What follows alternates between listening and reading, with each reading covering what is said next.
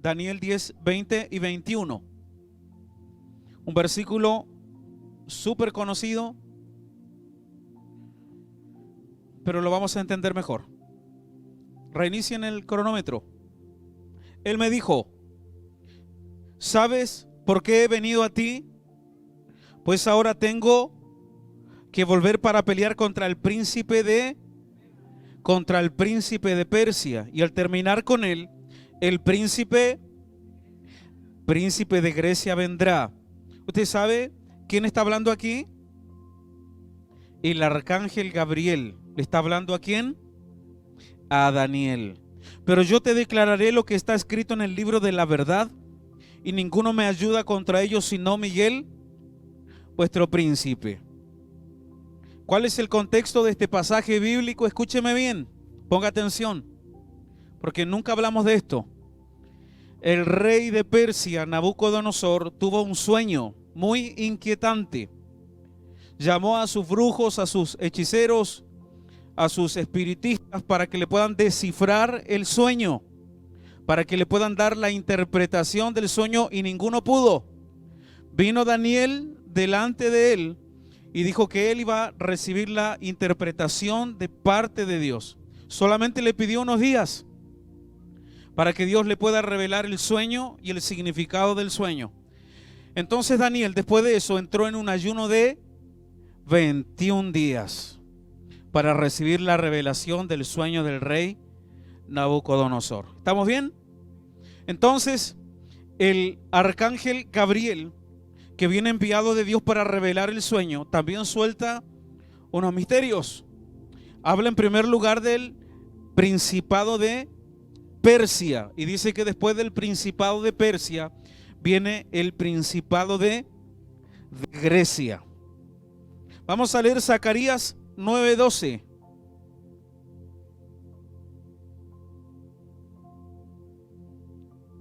Zacarías 9:12 dice: volveos a la fortaleza, oh prisioneros de esperanza. Hoy también os anuncio que os restauraré el doble. Verso 13. Porque he entesado para mí a Judá como arco, e hice a Efraín su flecha. Todos juntos. Y despertaré a tus hijos, oh Sión. Nuevamente. Y despertaré a tus hijos, oh Sión, contra tus hijos, oh Grecia, y te pondré como espada de valiente. Entonces la escritura aquí también habla de que Grecia tiene hijos, pero también dice que los únicos capaces de derrotar a los hijos de Grecia son los hijos de Sión. Sión, ¿qué cosa era Sión? Sión era un monte en Israel. Escúcheme bien, están muy distraídos. Sión era un monte en Israel, y era el monte donde David escogió para que repose allí el arca de la presencia de Dios. El arca de la presencia de Dios estuvo fuera de Israel durante muchos años, y cuando David la trajo nuevamente, el arca del pacto no la trajo al tabernáculo de Moisés, sino que levantó una carpa, también llamada el tabernáculo de David. Levantó una carpa, ¿a dónde? ¿A dónde la situó? En el monte de Sión. Allí puso el arca del pacto, y es lo que nosotros conocemos hoy día como el tabernáculo de David. Entonces, cuando hablamos de los hijos de Sión, estamos hablando de hombres y mujeres que aman la presencia de Dios. Cuando hablamos de los hijos de Sión, estamos hablando de hombres y mujeres de una generación que ama el buscar el rostro de Dios, de una generación de adoradores apasionados. De eso hablamos cuando hablamos de los hijos de Sión, hombres y mujeres que aman la presencia, que buscan la presencia de Dios. Amén. Daniel 2:31, vamos a leer bastante, y vamos a leer el sueño del rey Nabucodonosor. Esto es importante que lo podamos leer, que lo podamos aprender como fundamento. Amén, para que después podamos edificar en el futuro. Tú, oh rey, veías, y aquí una gran imagen. Esta imagen que era muy grande y cuya gloria era muy sublime, estaba en pie delante de ti y su aspecto era terrible. La cabeza de esta imagen era de oro fino, su pecho y sus brazos de plata. ¿De qué era la cabeza? De oro. El pecho y los brazos de plata. Mire lo que dice: su vientre y sus muslos de bronce. Esta es también la llamada la estatua de Daniel. 33. Sus piernas de hierro, sus pies en parte de hierro y en parte de barro cocido. 34. Estabas mirando hasta que una piedra fue cortada, no con mano, e hirió la imagen en sus pies de hierro y de barro cocido y los desmenuzó.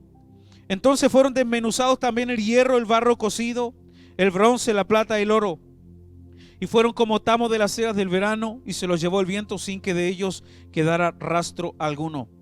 Mas la piedra que hirió a la imagen fue hecha un gran monte que llenó toda la tierra. Este es el sueño, le dice Daniel al rey. También la interpretación de él diremos en presencia del rey. Ahora viene la interpretación. Tú, oh rey, rey de reyes, porque el Dios del cielo te ha dado reino, poder, fuerza y majestad. Y donde quiera que habitan hijos de hombres, bestias del campo y aves del cielo, Él los ha entregado en tu mano. Y te ha dado el dominio sobre todo. Tú eres aquella cabeza de oro. La cabeza de la estatua de oro representa el imperio de Babilonia. Después de ti se levantará otro reino inferior al tuyo, y luego un tercer reino de bronce, el cual dominará. El tercer reino que se levantará dice que va a dominar sobre toda la tierra y se refiere al imperio de Grecia. El cuarto reino será fuerte como hierro, y como el hierro desmenuza y rompe todas las cosas, desmenuzará y quebrantará todo. Y lo que viste de los pies y de los dedos, en parte de barro cocido de alfarero y en parte de hierro, será un reino dividido. Más habrá de él algo de la fuerza del hierro, así como viste hierro mezclado con barro cocido. Por ser los dedos de los pies en parte de hierro y en parte de barro cocido, el reino será en parte fuerte y en parte frágil. Así como viste el hierro mezclado con barro, se mezclarán por medio de alianzas humanas, pero no se unirán el uno con el otro, como el hierro no se mezcla con el barro. Verso 44, leamos todos juntos. En los días de estos reyes el cielo, el Dios del cielo levantará un reino que no será jamás destruido, ni será el reino dejado a otro pueblo. Desmenuzará y consumirá todos estos reinos, pero él permanecerá para siempre. Y de la manera que viste que del monte fue cortada una piedra, no con mano, la cual desmenuzó el hierro, el bronce, el barro, la plata y el oro, el gran Dios ha mostrado al rey lo que ha de acontecer en lo porvenir, y el sueño es verdadero y fiel su interpretación. Escúchame bien, ¿cuál es el orden cronológico de los hechos? Letra A. Nabucodonosor, el rey de Babilonia, tuvo un sueño muy perturbador y Dios le da la interpretación ¿a quién? A Daniel. Letra B. Dios comisiona al arcángel Gabriel para darle ¿qué cosa?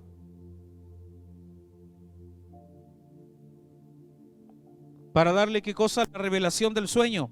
Es más arriba. El arcángel le dice que tiene que regresar para luchar contra el principado de Persia. Y después de Persia va a venir el príncipe de Grecia. Letra C. Dios le dio una profecía a Zacarías y sugiere otra batalla entre los hijos de Sión y entre los hijos de Grecia. La pregunta es, ¿quiénes son los hijos de Grecia? ¿Cuál es la descendencia de Grecia? La interpretación de la visión.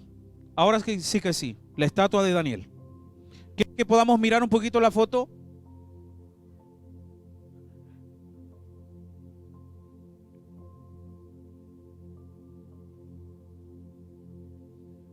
Ya, vamos a ver eso primero, porque el tiempo apremia. Ya, ahí está la foto. Esa es la imagen que vio Daniel. La cabeza de oro representa el imperio de Babilonia. ¿Estamos? del año 605 al 539 antes de Cristo. El pecho y los brazos de plata representa al imperio medo-persa, príncipe de Persia. 539 al 331 antes de Cristo. La parte de los muslos, esta parte de aquí, representa a quién?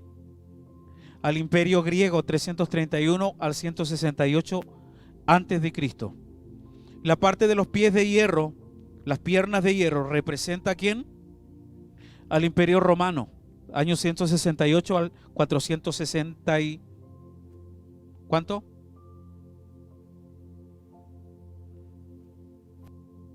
Escúcheme bien.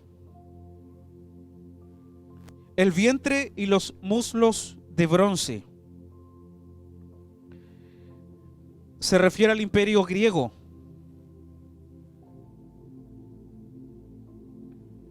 Y se cumplió la palabra dada por el arcángel Gabriel a Daniel, cuando dijo que después de haber peleado con Persia, vendría el príncipe de Grecia. Ahora, del reino de Grecia se da la siguiente característica, escúcheme. Del príncipe de Grecia, del imperio de Grecia, se da la siguiente característica, que va a dominar toda la tierra. Pero todos sabemos de que ellos fueron conquistados por el imperio romano. Pero cuando habla de conquistar toda la tierra, habla de conquistar, de que conquistarían, que la cultura griega conquistaría toda la tierra. La cultura griega gobernaría hasta los días de hoy toda la tierra. Escúcheme, la cultura griega es la llamada, diga conmigo, cultura occidental. La filosofía, el humanismo, la lógica, la democracia.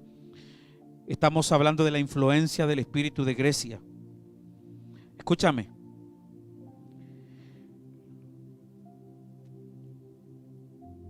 La piedra que desmenuzó a la estatua representa la segunda venida de Jesús a la tierra. Ya no vendrá como cordero, sino como Jehová de los ejércitos. Jesús es la piedra que viene a derrotar a todos los imperios de esta tierra. Amén. El espíritu de Grecia es uno de los príncipes más importantes sobre la tierra. Rige la forma de pensamiento de nuestros gobiernos, rige nuestra forma de actuar, rige nuestra forma de razonar en cada persona de nuestra cultura occidental. Diga conmigo, Grecia representa la razón. Diga, Grecia representa al hombre por encima de Dios. Vamos a ver características de la cultura griega. Cuando hablamos de cultura griega, estamos hablando de la cultura occidental y cómo ha dominado toda la tierra. Ahora colócame el otro, el Easy Worship. Características de la cultura griega. Número 1, humanismo. ¿Qué es el humanismo? Es una filosofía de vida que afirma que los seres humanos tienen el derecho de dar sentido y forma a sus propias vidas. Mucho más abajo, Sayen. El humanismo tiene que ver con una filosofía de vida que dice de que los seres humanos tienen el derecho de que ellos le den sentido y forma a sus propias vidas. El humanismo destronó a Dios del centro y colocó a un nuevo Dios, el hombre. En otras palabras, cuando dice de que los seres humanos tienen el derecho de darle sentido y forma a sus propias vidas, ¿a dónde queda la voluntad de Dios? O sea, lo que importa es lo que yo quiero. Lo que importa es mis deseos, mis anhelos, lo que yo quiero ser. ¿Y a dónde queda lo que está escrito en la palabra de Dios para nosotros? ¿A dónde queda la voluntad de Dios? Por eso el humanismo ha destronado a Dios del corazón del hombre y ha puesto nuestra alma, nuestro yo, nuestro ego como nuestro Dios. Características de la cultura griega. Número 2, el relativismo. El relativismo ¿Qué cosa es? Es una filosofía que rechaza toda verdad absoluta y única. En otras palabras, el relativismo es lo que es una verdad para ti, puede que no sea para mí. Lo que es una realidad para ti puede que no sea para mí. Lo que es pecado para ti puede que no sea para el otro. Dependiendo de la cultura, dependiendo del lugar. Para el relativismo no existen verdades absolutas. Y en la Escritura nos encontramos con 3 verdades absolutas. Jesús dijo: yo soy el camino, yo soy la verdad, yo soy la vida. Y eso no es relativo. No es que todos los caminos nos llevan a Roma. No es que todos los caminos nos conducen a Dios. Jesús dijo: yo soy el camino. No es que ellos tienen su forma de buscar a Dios. No es que somos hermanos con los testigos de Jehová. No es que somos hermanos con los mormones. No somos hermanos. No somos hermanos. No todos los caminos conducen a Dios. Jesús es el único camino. Con los católicos no somos hermanos. No todos los caminos conducen a Dios. Jesús dijo: yo soy el único camino y nadie va al Padre si no es por mí. El relativismo dice que lo que es pecado aquí en Chile por nuestra cultura puede que no sea pecado en África, porque todo depende de la cultura. Lo que es malo aquí puede que no sea pecado en Asia. Lo que es malo para ti puede que no sea pecado para mí. Lo que es bueno para ti puede que para mí no sea bueno, sino malo. Todo es relativo, no existen verdades absolutas. Esto se opone a lo que enseña la palabra. Nuestro Dios es único. ¿Cuántos dicen amén? La palabra de Dios establece lo que es bueno y lo que es malo para el hombre. La palabra de Dios establece lo que es pecado, lo que se debe y lo que no se debe hacer. En la Escritura no hay relativismo. Diga: la palabra de Dios es una verdad absoluta, no es relativa. Características de la cultura griega: 3. Intelectualismo. El intelectualismo es adoración por la razón, el conocimiento y la lógica. El intelectualismo niega completamente todo aquello que no se puede explicar o entender.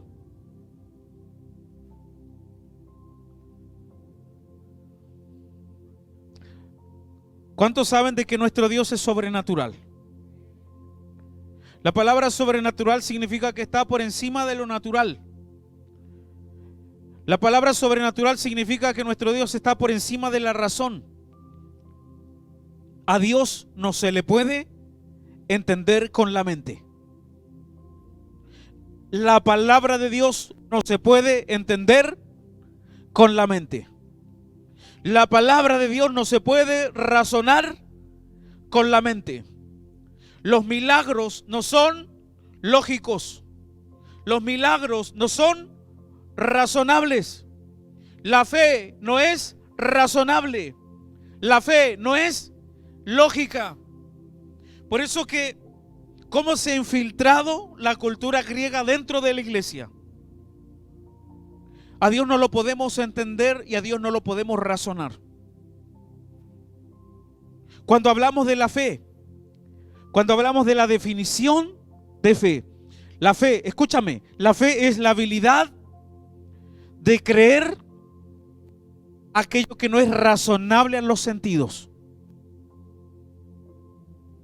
Pero la cultura griega dice que todo lo que no se puede explicar no es real. La cultura griega dice que todo lo que no se puede explicar con la ciencia no es verdad. Pero cuando nos encontramos con lo sobrenatural, cuando nos encontramos con un Dios sobrenatural, cuando nos encontramos con la palabra, tenemos que echar fuera la razón. Nos encontramos con un Dios que le habló a un hombre llamado Abraham a sus 75 años Su esposa tenía 70. Y le dijo que ella iba a quedar embarazada y que él iba a ser padre de muchedumbre de gentes. Eso tiene lógica, eso tiene razón, eso tiene lógica. ¿Qué hubiese pasado si Abraham hubiese estado contaminado con la cultura griega? Si esto no lo entiendo, no lo obedezco. Si esto no lo puedo entender con la mente, si no lo puedo razonar, tiene que ser mentira. La palabra dice que Abraham le creyó a Dios y fue testigo de un milagro. Por eso que existe la nación de Israel. Isaac, el hijo de la promesa. Por eso que el intelectualismo, cómo nos ha contaminado. Todo lo que nosotros no podemos entender, nosotros lo desechamos, aún dentro de la iglesia.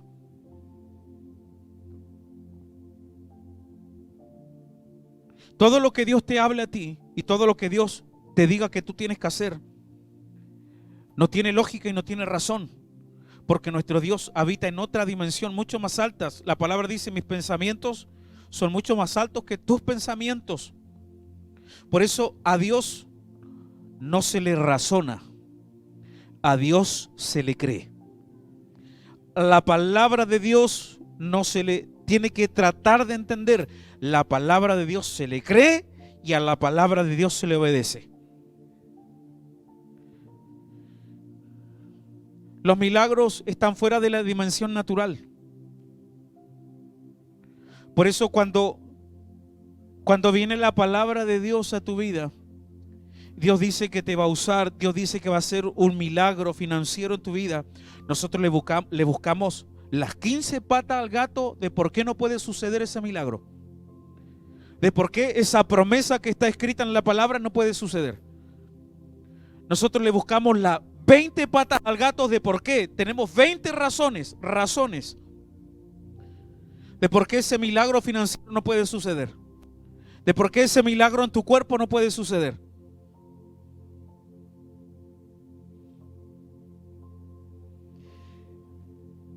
El espíritu de Grecia ataca directamente las cosas del espíritu. Ataca las lenguas, ataca los milagros, las sanidades, la liberación, las visiones, lo profético. Esto no puede ser explicado por métodos naturales. Esto no puede ser explicado de manera científica porque es sobrenatural. Por eso que los que están infectados con la cultura griega, cuando nos ven hablar en lengua, se burlan, porque ellos no lo pueden entender. Por eso cuando ellos nos ven caer al piso bajo el poder del Espíritu Santo, ellos dicen que eso no puede ser real porque ellos no lo pueden entender. Por eso que existen iglesias secas del poder de Dios, porque están infectados con el espíritu de Grecia. Porque si no lo pueden entender, no lo creen. Los dones del Espíritu Santo son inexplicables para la razón humana, para la lógica humana, el don de palabra de ciencia. El espíritu de Grecia rechaza todo lo que no puede entender y ser explicado por la ciencia. El espíritu de Grecia ataca directamente a la fe, la habilidad de creer todo aquello que no es razonable a los sentidos, más allá de la lógica y más allá de la razón. El intelectualismo niega que existan demonios. Por eso existen corrientes cristianas evangélicas que dicen que los creyentes no pueden tener demonios y que lo que sucede en nuestra iglesia, manifestaciones demoníacas, es puro show y que nosotros le pagamos a la gente para que hagan eso. Niega la existencia de demonios, niega lo sobrenatural. Hoy día vemos predicadores que dan un bonito sermón, pero hay una carente manifestación del Espíritu Santo. No hay manifestación del poder, porque la cultura griega los ha infectado. Hay iglesias donde los creyentes quieren razonar la palabra, quieren tratar de entender con la mente humana la palabra. Quieren naturalizar las cosas del Espíritu Santo.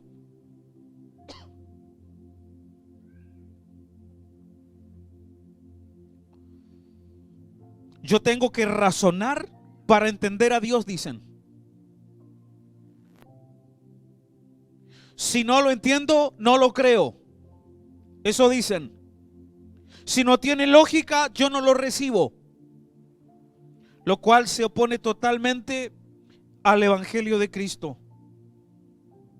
Las cosas del Espíritu no se pueden entender con la mente humana. Diga, las cosas del Espíritu no se entienden con la mente. Diga, se disciernen espiritualmente. Cuando Jesús llamó a sus 12 discípulos, no los fue a buscar a la sinagoga, a la cuna de los intelectuales, a la cuna de los razonadores, de los inteligentes. Los fue a buscar a una caleta de pescadores.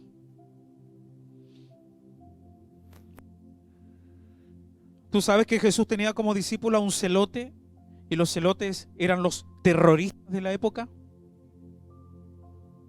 Ese viejo era peligroso. Si hubiese vivido en estos tiempos, él viviría por Temuco, por ahí al interior. Entonces, Jesús, cuando escogió a sus discípulos, no los fue a buscar a la sinagoga. No escogió a los rabinos de la época. No escogió a los intelectuales de ese tiempo. Se fue a buscar hombres simples y sencillos que le crean, que sean capaces de creerle a Él y de obedecer como niños. Que no razonen su palabra, sino que la crean y la obedezcan. Que no razonen las cosas del Espíritu, sino que sean como niños para recibir las perlas del reino. ¿Cuántos dicen amén?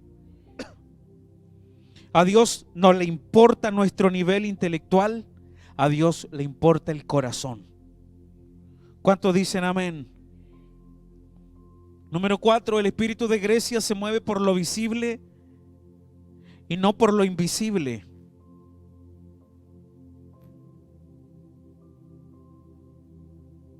El espíritu de Grecia se mueve por lo que puede ver y no por lo que no puede ver. Si no lo entiendo, no lo creo. Si no se puede ver, si no se puede tocar, no puede ser real. ¿Sabe lo que dice el espíritu de Grecia? Ver para creer. Pero los hijos de Sión, levante su mano, los hijos de Sión no necesitamos ver para creer. No necesitamos entender para creer. Si Dios lo dijo, es verdad y punto. Si Dios lo dijo, es verdad y punto. Si Dios lo dijo y como es verdad, yo lo creo. Levante su mano, diga, los hijos de Sión caminamos por fe. Diga, los hijos de Sión, como niños, le creemos a Dios y avanzamos por fe. Diga, los hijos de Sión, no razonamos la palabra, la creemos. 5. La cultura griega y su influencia en la educación.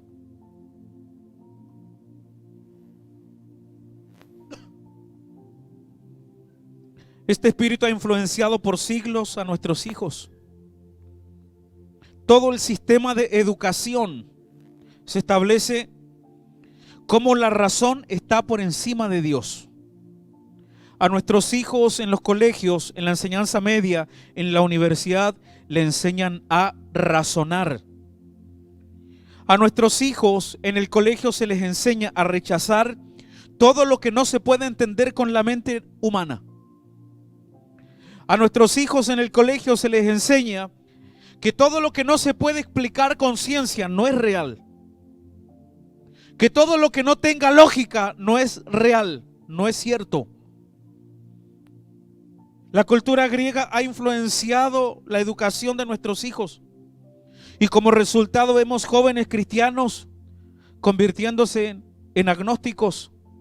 Jóvenes que ingresaron a la universidad llenos del Espíritu Santo y salieron ateos por la influencia de la cultura griega, del espíritu de Grecia. El espíritu de Grecia en los institutos bíblicos.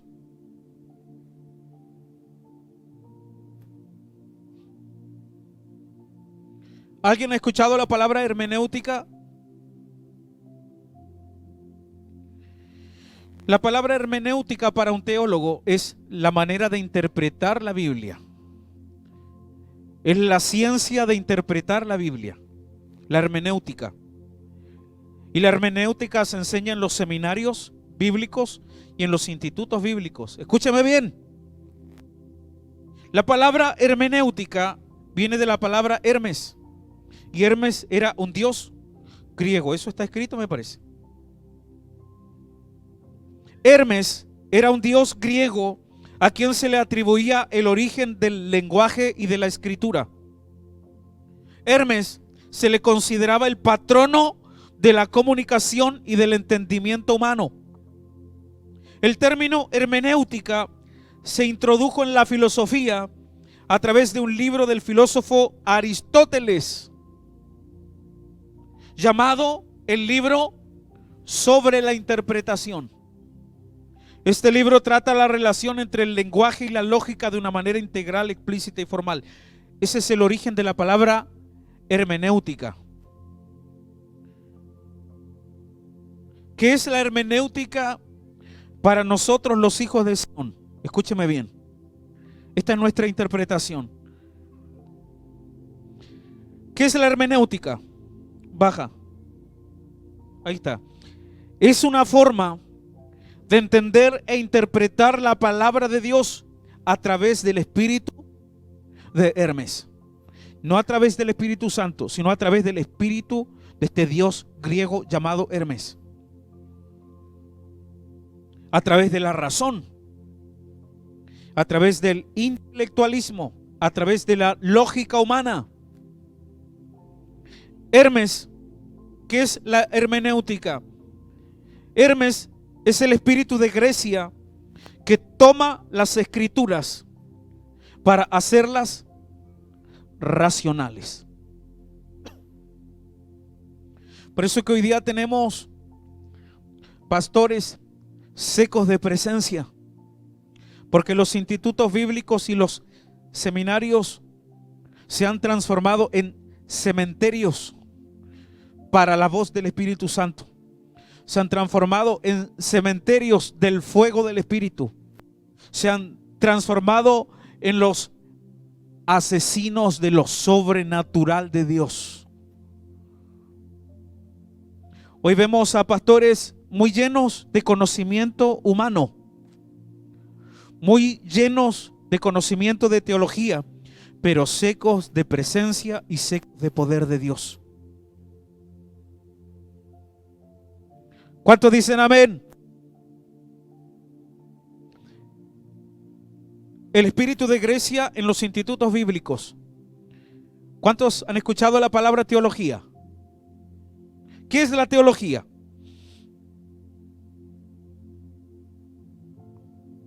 Teo es una palabra griega que significa Dios y logos significa estudio. Un teólogo, mire, escúcheme, un teólogo griego era uno que estudiaba a los dioses griegos. ¿Me está escuchando?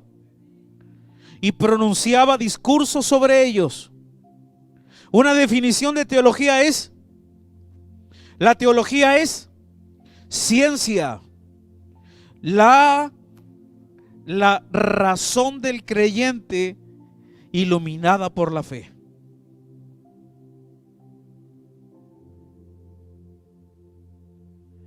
¿Será esa la razón por la cual los pastores, antes de ingresar a un instituto bíblico a estudiar teología, se mueven en las cosas del Espíritu?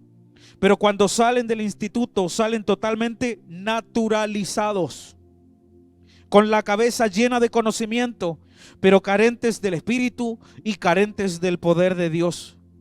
El resultado es iglesias amantes del conocimiento bíblico, pero carentes de presencia de Dios. Iglesias intelectualmente fuertes, pero sin poder de Dios. No hay milagros, no hay sanidades, sin manifestaciones de los dones del Espíritu, no hay salvaciones de almas, no hay transformaciones de vidas, porque el espíritu de Grecia ha logrado infiltrarse en la iglesia de Cristo. El espíritu de Grecia viene para matar lo sobrenatural en tu ministerio. El espíritu de Grecia viene para matar lo sobrenatural en tu casa de paz, en tu vida espiritual. No somos llamados a ser intelectuales de la Biblia. Somos llamados a ser apasionados por la presencia de Dios. Primera de Corintios 2:7. Jesús no se fue a buscar a los rabinos, a escoger a los rabinos de la época, a los intelectuales de la época para hacerlos sus discípulos. Jesús buscó corazones. Mira lo que dice el apóstol Pablo. Más hablamos sabiduría de Dios en misterio. ¿Cuántos dicen amén? Hablamos sabiduría de Dios en misterio, la sabiduría oculta, la cual Dios predestinó antes de los siglos para nuestra gloria. 8. La que ninguno de los príncipes de este siglo conoció, porque si la hubieran conocido, los intelectuales nunca habrían crucificado al Señor de gloria. Antes bien, como está escrito, cosas que ojo no vio, ni oído oyó, ni han subido en corazón de hombre, son las que Dios ha preparado para los que le aman. Pero Dios nos las reveló, esos misterios, Dios nos las reveló por el Espíritu a nosotros, porque el Espíritu todo lo escudriña, aún lo profundo de Dios.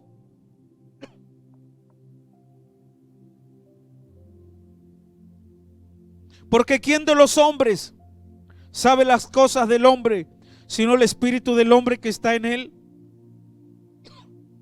Así tampoco nadie conoció las cosas de Dios, sino el Espíritu de Dios, que mora ¿dónde?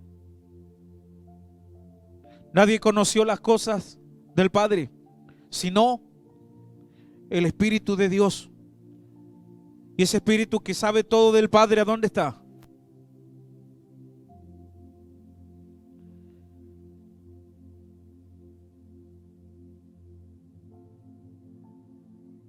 Así tampoco nadie conoció las cosas de Dios, sino el Espíritu de Dios. Y nosotros no hemos recibido el espíritu de este mundo, levante su mano, sino el Espíritu que proviene de Dios, para que sepamos lo que Dios nos ha concedido, lo cual también hablamos. ¿Qué dice? Lo cual también hablamos, no con palabras enseñadas por sabiduría humana, sino con las que enseña el Espíritu, acomodando lo espiritual a lo espiritual. 14.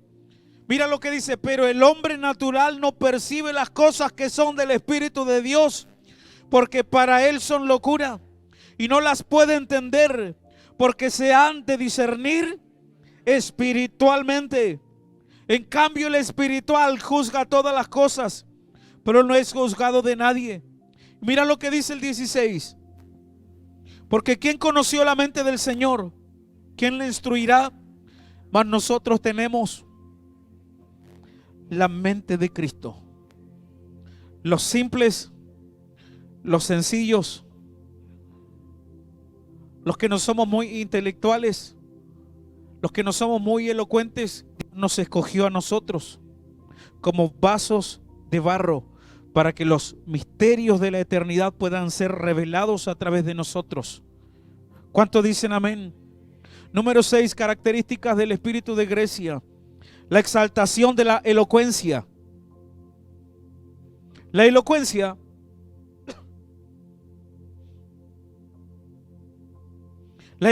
es la facultad de hablar bien. Escúcheme bien. ¿Cuántos le han dicho a Dios alguna vez: yo no sé hablar? ¿Cuántos le han dicho alguna vez a Dios: yo no sé predicar? ¿Cuántos alguna vez cuando predicaron juntaron a Noé con el apóstol Pablo?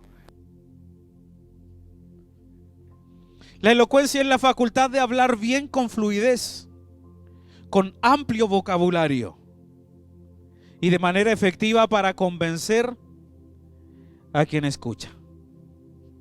Palabras rebuscadas. Sabe hablar bien el hombre, habla bonito. Desgraciadamente vemos cómo la elocuencia se ha infiltrado en la iglesia de Cristo. Hoy día, dígame usted, el predicador más elocuente es al que más escuchamos. Dígame usted si no es así.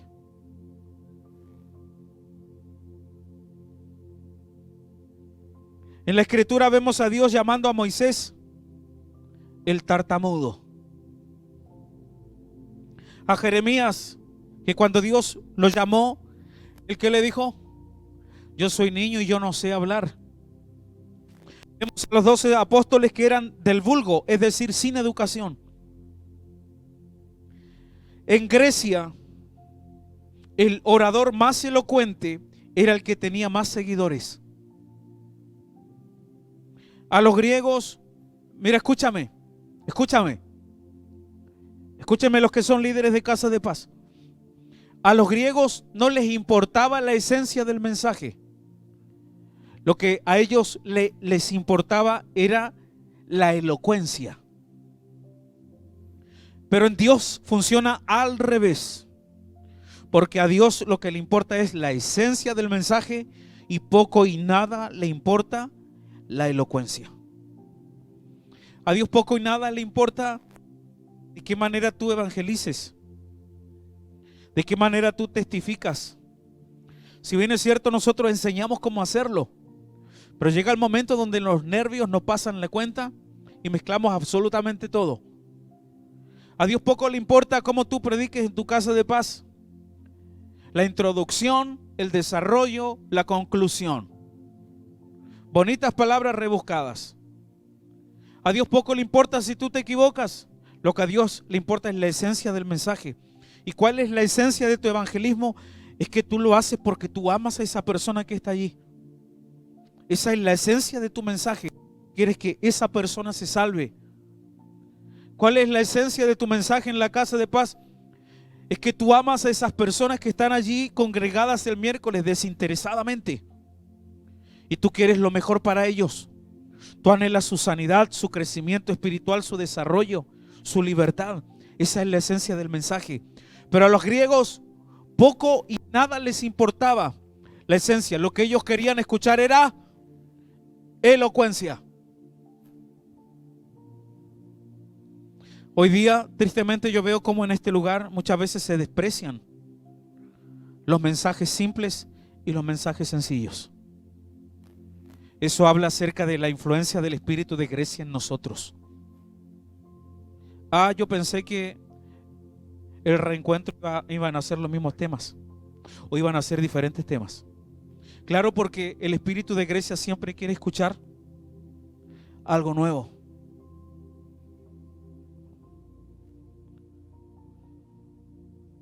En el reino de Dios, lo que importa es la esencia del mensaje, no la elocuencia del predicador. En el reino de Dios el mensaje tiene que ser sencillo.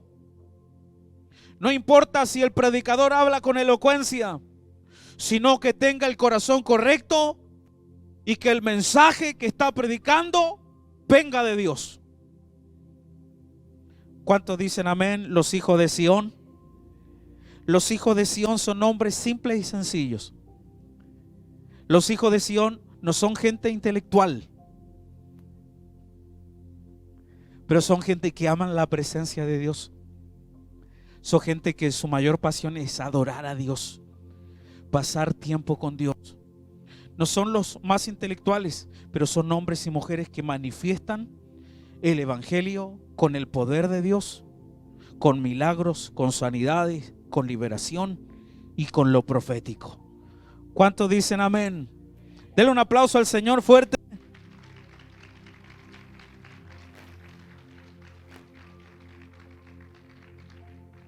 Primera de Corintios 1:18. Mira lo que el apóstol Pablo le escribe a los griegos de Corinto. Corinto era una ciudad griega.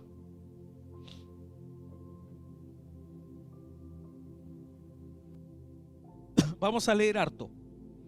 Porque la palabra de la cruz es locura a los que se pierden, pero a los que se salvan, esto es a nosotros, es poder de Dios. Pues está escrito, todos juntos: destruiré la sabiduría de los sabios y desecharé el entendimiento de los entendidos. ¿Dónde está el sabio? ¿Dónde está el escriba? ¿Dónde está el disputador de este siglo?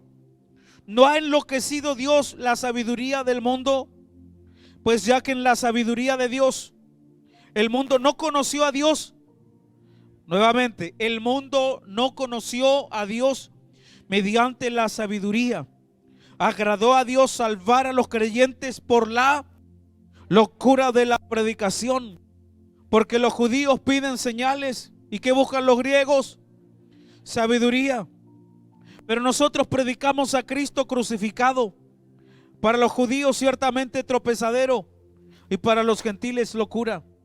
Mas para los llamados, y así judíos como griegos, Cristo, poder de Dios y sabiduría de Dios. Aquí estamos nosotros, los hijos de Sión. Porque lo insensato de Dios, los que derrotan al espíritu de Grecia, porque lo insensato de Dios es más sabio que los hombres, y lo débil de Dios es más fuerte que los hombres.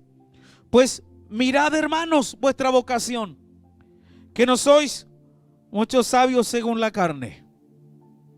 ¿Cuántos han dicho aquí: yo no sé predicar? Tengo miedo de predicar porque no sé hablar. ¿Cuántos consideran que no hablan bonito y que no tienen elocuencia para hablar?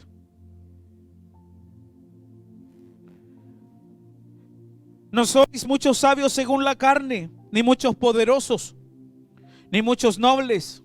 ¿Cuántos nacieron aquí en cuna de oro y tienen sangre azul? Levante la mano los gringos, los suecos, los noruegos, alemanes.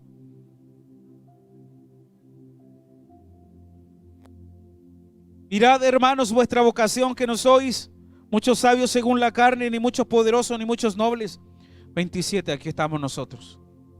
Sino que lo necio del mundo escogió Dios para avergonzar a los sabios, y lo débil del mundo escogió Dios para avergonzar a lo fuerte, y lo vil del mundo y menospreciado escogió Dios, y lo que no es, para deshacer lo que es.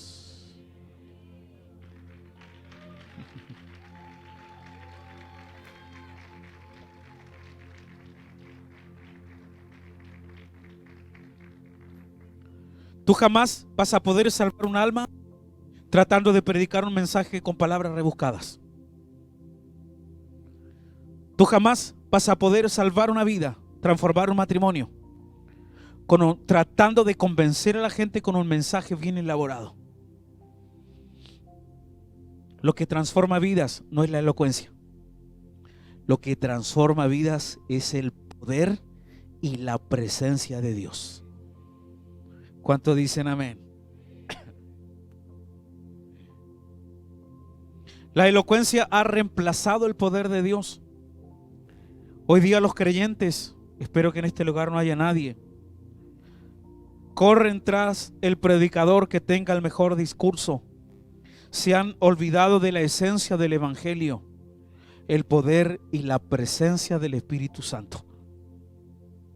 A un predicador lo tienen que seguir la manifestación del Espíritu y del poder de Dios. Esa es la esencia de un predicador. Diga conmigo: la elocuencia no cambia vidas. Dile al que tienes al lado, que tiene cara de teólogo, dile: la elocuencia no cambia vidas. Dile: yo no terminé ni cuarto y soy líder de Casa de Paz. Dile: yo no terminé ni cuarto medio y Dios me usa. Diga: la elocuencia no echa fuera demonios. Diga: la elocuencia no sana a los enfermos. Diga: la elocuencia no hace milagros. Diga: el evangelio no es elocuencia. Diga, el evangelio es poder de Dios.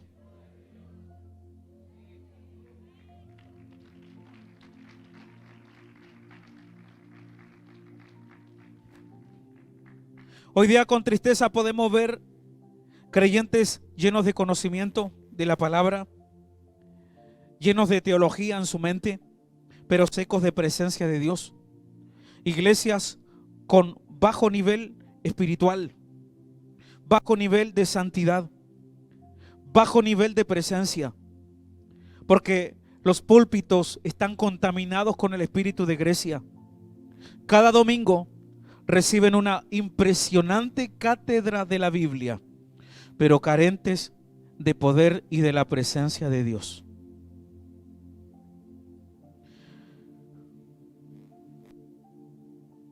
Cuando surgió Grecia, también surgieron los grandes pensadores y los grandes filósofos. Sócrates, Platón, Hipócrates, Aristóteles. También comenzó a surgir la competencia. ¿Quién era el más elocuente? ¿Y quién tenía más seguidores? Tristemente es lo que exactamente vemos hoy día en la iglesia de Cristo. ¿Quién tiene más seguidores? ¿Quién es el más elocuente? A los creyentes no les importa mucho la esencia del predicador. A los creyentes no les importa mucho su nivel de carácter y su nivel de madurez, sino que lo que les importa es que lo que estén diciendo suene bonito, sea atrayente al oído. Entre comillas, hoy día la iglesia está buscando quién tiene el mensaje más profundo o el misterio más profundo, pero se han olvidado de la esencia de los predicadores. Que sean predicadores simples, sencillos, que carguen dos cosas: que carguen presencia y que carguen poder de Dios. Número 7.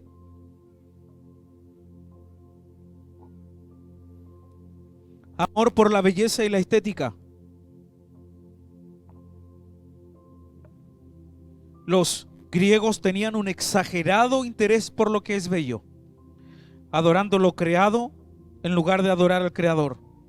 Los griegos fueron maestros en la pintura, la escultura, la arquitectura, en todas las artes. Cuando vemos las esculturas griegas, ¿qué es lo que vemos? ¿Han visto alguna escultura griega con un cuerpo gordito? ¿Con algunos neumáticos? Yo no he visto ninguno. El físico-culturismo significa culto al físico. Eso lo vemos en todos lados. Los gimnasios son parte de la vida de muchos. ¿Cuándo estamos influenciados por el espíritu de Grecia y cuándo no? Cuando vamos al gimnasio para encontrar aceptación, porque tenemos un problema de rechazo, una herida de rechazo. Cuando vamos al gimnasio para encontrar identidad. Al gimnasio se va para cuidar la salud, no para encontrar aceptación ni identidad. Pero siempre se corre el riesgo de caer en el culto al físico. Número 8, adoración al cuerpo humano. Exaltaron de tal manera el cuerpo humano que se convirtió en objeto de pasión, lascivia y adoración. ¿Cuántos saben que la belleza física hasta el día de hoy es el atributo más preciado en el mundo? Y la publicidad nos bombardea por todos lados. La pornografía, los concursos de belleza. ¿Cuántos saben que en los trabajos requieren buena presencia? Todos hemos sido influenciados por Grecia y en la iglesia de Cristo no es diferente. ¿Sabes por qué? Porque nosotros juzgamos a la gente. ¿Por qué? Por su apariencia física y no por el corazón. Número 9. Dependencia de los fármacos.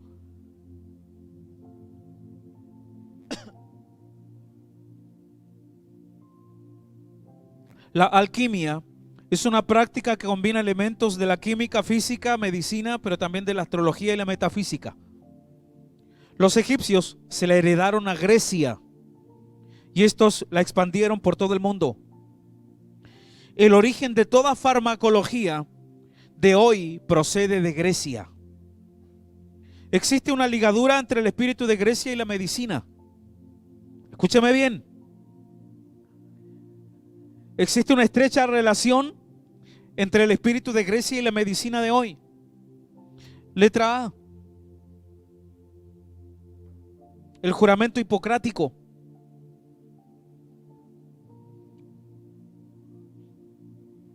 Cuando tú entras a la página web del Colegio Médico de Chile, tú te vas a encontrar con el juramento hipocrático.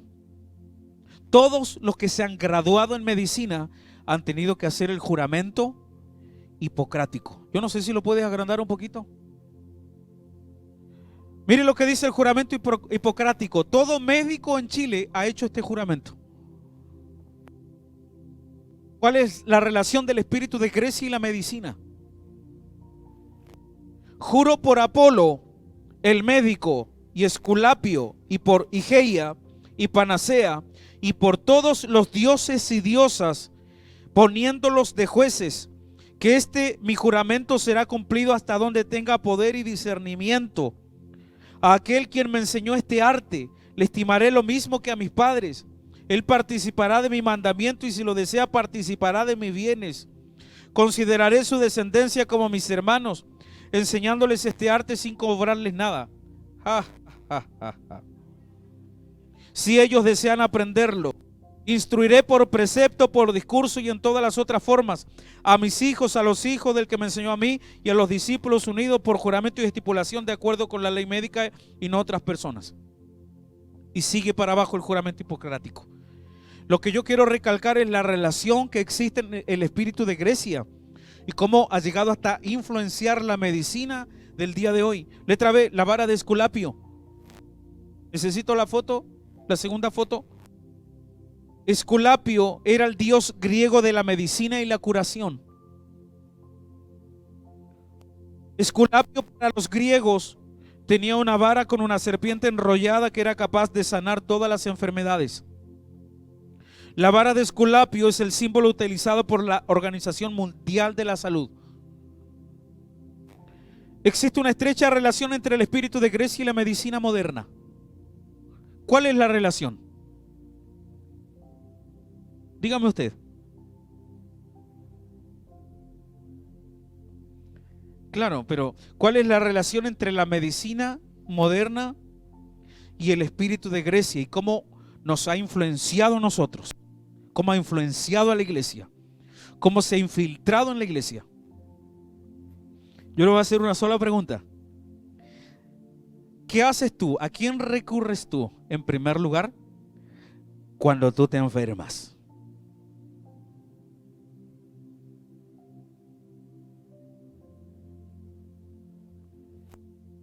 ¿A dónde vamos en primer lugar cuando estamos enfermos?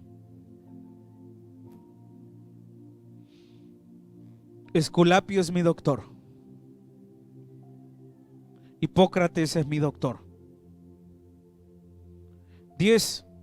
Amor por los deportes. No se atraganten.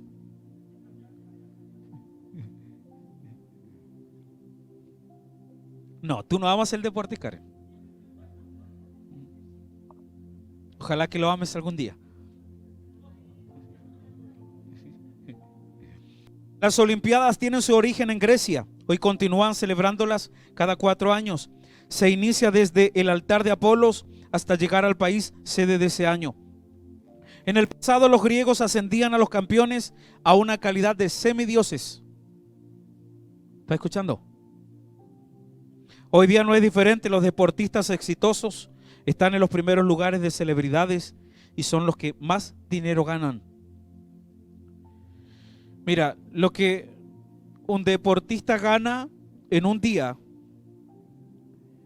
yo creo que es lo que nosotros nos vamos a ganar en toda nuestra vida. Grecia es el origen de la competencia. Grecia es el origen del amor desmedido por los deportes. Todos sabemos que muchos creyentes se han desviado del propósito que Dios tenía de sus vidas porque nunca pudieron cortar las ligaduras almáticas con determinado deporte. Romanos 1:20 al 28. Mira lo que dice el apóstol Pablo al mirar lo que estaba sucediendo en Grecia.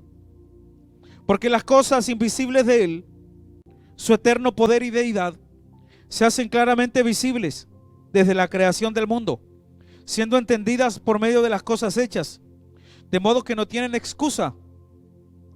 Todos juntos. Pues habiendo conocido a Dios, no le glorificaron como a Dios, ni le dieron gracias, sino que se envanecieron en sus razonamientos, y su necio corazón fue entenebrecido. Profesando ser sabios, se hicieron necios y cambiaron la gloria del Dios incorruptible en semejanza de imagen de hombre corruptible, de aves, de cuadrúpedos y de reptiles. Por lo cual Dios los entregó a la inmundicia en las concupiscencias de sus corazones, de modo que deshonraron entre sí sus propios cuerpos, ya que cambiaron la verdad de Dios por la mentira, honrando y dando culto a las criaturas antes que al Creador, el cual es bendito por los siglos. Amén. Por esto Dios los entregó a pasiones vergonzosas, puesto que aún sus mujeres cambiaron el uso natural por el que es contra naturaleza.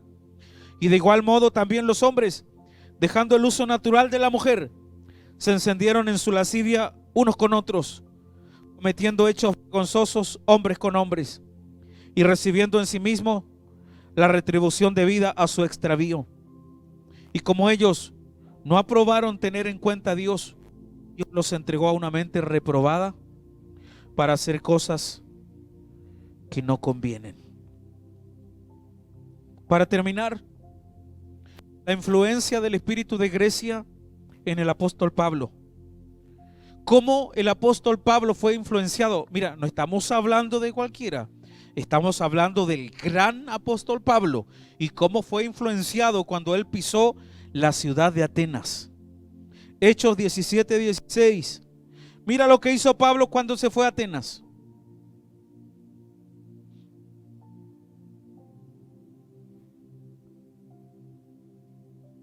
Mira cómo el espíritu de Grecia influenció al apóstol Pablo. Hechos 17:16. Mientras Pablo los esperaba, ¿dónde? En Atenas, su espíritu se enardecía viendo la ciudad entregada a la idolatría. ¿Qué hacía en la sinagoga? Discutía en la sinagoga. ¿Cómo va a discutir en la sinagoga? Con los judíos y piadosos, y en la plaza cada día con los que concurrían. Y algunos filósofos de los epicureos y de los estoicos, ¿qué hacían? Disputaban con él. Y unos decían: ¿qué querrá decir este palabrero?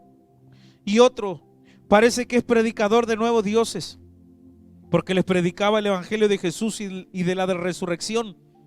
Y tomándole le trajeron al Areópago, diciendo: ¿podremos saber qué es esta nueva enseñanza de que hablas? Pues traes a nuestros oídos cosas extrañas.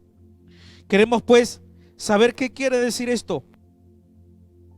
Porque todos los atenienses y los extranjeros residentes allí, ¿qué dice? En ninguna otra cosa se interesaban, sino en decir. Hoy día no es muy diferente en la iglesia. En ninguna otra cosa se interesaban, sino en decir o en oír algo nuevo.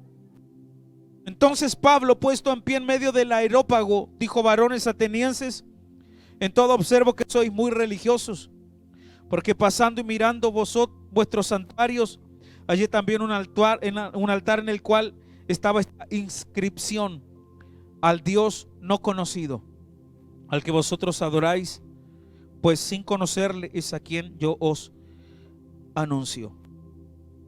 ¿Quiénes eran los epicureos y los estoicos? Letra A. El epicureísmo se refiere a una filosofía que se llamaba el hedonismo, o se llama el hedonismo, perdón. El hedonismo enseña que la meta máxima de la vida es el placer de los sentidos, la gratificación instantánea. El hedonismo es la filosofía del placer. ¿Cuál fue el pecado de Eva? ¿Cuál fue el pecado de Esaú? ¿Cuál fue el pecado de Abraham cuando cayó con Agar? ¿Cuál fue el pecado de David cuando cayó con Betsabé? La gratificación instantánea. El sentido, la filosofía del placer ahora, en este momento, darle a mi carne lo que quiere y no negarle nada a mi carne. Toda tentación se basa en la gratificación instantánea. Lo que realmente interesa es el placer, lo que tú puedas sentir ahora, no importando las consecuencias, no importando si le fallas a Dios o lo que tú puedas perder. Ve, los estoicos era una filosofía griega que se resumía de la siguiente manera. ¿Cómo dice? Vivir y obrar conforme a la razón y la naturaleza. El estoicismo considera que el ideal del sabio es conseguir no necesitar nada ni a nadie para alcanzar la felicidad en la vida. El apóstol Pablo estuvo 3 años en Atenas. ¿Cuántos años? Y fue un completo fracaso. Pablo fue fuertemente influenciado por el espíritu de Grecia, porque trató de predicar el evangelio al estilo griego, de manera intelectual, disputando, discutiendo, con elocuencia de palabras, con sabiduría humana. Y lo único que logró fue salir de Atenas avergonzado. Se dice que un poco menos de una docena de personas conocieron a Jesús en menos de 3 años. Hechos 17:32. Pero cuando oyeron lo de la resurrección de los muertos, los griegos, unos se burlaban y otros decían: ya te oiremos acerca de esto otra vez. Y así Pablo salió en medio de ellos completamente fracasado. Más algunos creyeron. Menos de 10 personas, se dice, juntándose con él, entre los cuales estaba Dionisio el Areópagita y una mujer llamada Dámaris, y otros con ellos. Después de que Pablo sufrió una tremenda derrota en Atenas, él se fue a Corinto. Pero en el transcurso, en el viaje, fue liberado por el Espíritu Santo. El Espíritu Santo trató con su corazón y le habló acerca de la influencia del espíritu griego en su vida y cómo esta influencia había provocado su completo fracaso en la expansión del evangelio. Mira lo que dice 1 Corintios 2:1. Cómo el apóstol Pablo, después de Atenas, se va a Corinto con una mente totalmente transformada. Así que, hermanos, cuando fui a vosotros para anunciaros el testimonio de Dios, mire qué diferencia. ¿Cómo dice? Más fuerte. Se escucha solamente aquí. Aquí no nadie está leyendo. Así que, hermanos, cuando fui a vosotros para anunciaros el testimonio de Dios, fuerte, no fui con excelencia de palabras o de sabiduría, pues me propuse no saber entre vosotros cosa alguna sino a Jesucristo y a este crucificado. Y estuve entre vosotros con debilidad y mucho temor y temblor. Póngase de pie. Esto lo vamos a leer de pie. Y ni mi palabra, ni mi predicación fue con palabras persuasivas de humana sabiduría. Levante su mano, sino con demostración del Espíritu y de poder, para que vuestra fe no esté fundada en la sabiduría de los hombres, sino en el poder de Dios. ¿Cuántos dicen amén?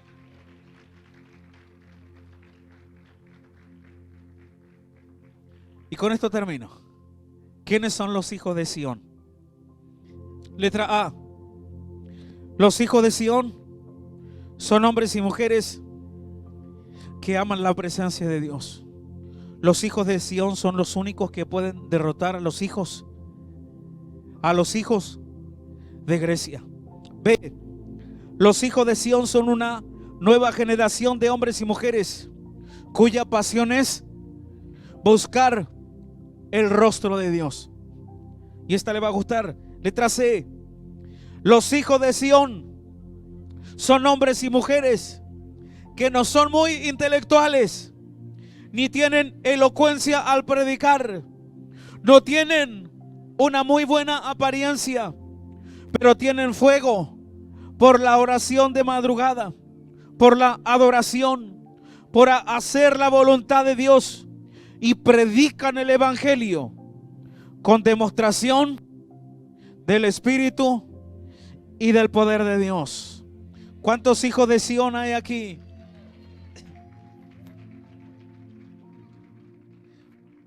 Vamos a adorar al Señor.